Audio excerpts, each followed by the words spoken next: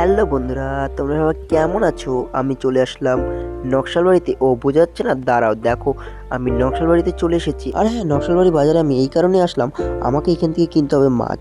আর হঠাৎ আমাকে মাছ কিনতে হবে কেন, সেটা ভিডিওটি সার থাকলে বুঝতে পারবে। আর পিছনে যে বাড়িটা দেখতেছো, এইখান থেকে আমরা মেন রোডে যাব। মেন রোডে যাওয়ার পরে টোটো, হ্যাঁ আমরা মেন রোডে আসার সাথে সাথেই টোটো পেয়ে গেলাম। কারণ আমাকে মেন রোডে দাঁড়িয়ে থাকতে লাগলো না, আর এর জন্য আমাকে প্রচণ্ড ভালো লাগলো। তোমাদের কাছে হয়তো নকশালবাড়িটা পুরনো, কিন্তু আমার কাছে নকশালবাড়িটা একদম নতুন। কারণ আমি আগে কখনো নকশালবাড়ি আসিনি, আর আসার পরে আমাকে এতটাই ভালো লাগছিল কি বলবো। সেই ভালো লাগার জন্যই আমার মন বলছে কিছু স্মৃতি তোমাদের সাথে শেয়ার করি। আর হ্যাঁ, নকশালবাড়ির সামনে আছে কসমো বাজার, তার সাথে আছে এম বাজার। তোমরা চাইলে এখানেও শপিং করতে পারো। আরও অনেক কিছু আছে, ভিডিওর সাথে থাকলেই তোমরা দেখতে পারবে। আমি চলে আসলাম নকশালবাড়ি বাস স্ট্যান্ড।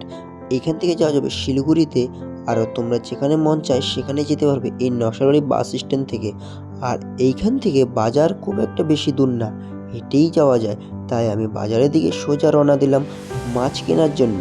পাশেই আছে মোমো চাউমিনের দোকান।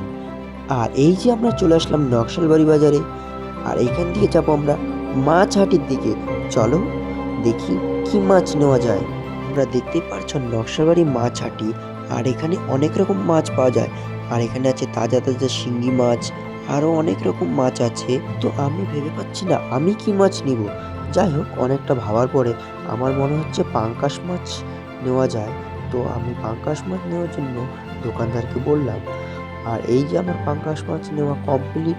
আর এখন সোজা রওনা দেবো বাড়ির দিকে। বাড়ির দিকে যাওয়ার পথে দেখলাম আচার, তাই এখানে একটু আচারের কথা জিজ্ঞাসা করে নিলাম। তারপর আমি বাড়ির পথে যাওয়ার সময় অনেক ঠান্ডার জামা কাপড় দেখলাম, তাই ভাবলাম নকশালবাড়ি বাজারটা তোমাদের সাথে একটু শেয়ার করে নেই, জামা কাপড়গুলো তোমাদের সাথে দেখাই এখানকার কালেকশন কীরকম আছে। আমার যতটা মনে হচ্ছে এখানকার কালেকশনটা অনেকটাই ভালো। আর পাশে আছে কালী মন্দির, খুবই সুন্দর। তোমরা আসলে নকশালবাড়ি দেখতে পারবে।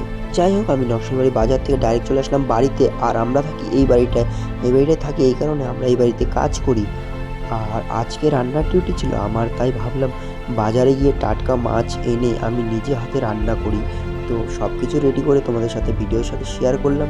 যাই হোক, ভিডিওটি তোমাদের যদি ভালো লাগে অবশ্যই লাইক কমেন্ট শেয়ার করবে। আর ভিডিওর কমেন্টে বলবে আমার এই ভয়েসগুলো দেওয়াতে কীরকম হয়েছে, ভিডিওটি ক্লিপগুলো তোমাদের কেমন লাগছে। যাই হোক, বাই, টাটা, গুড নাইট।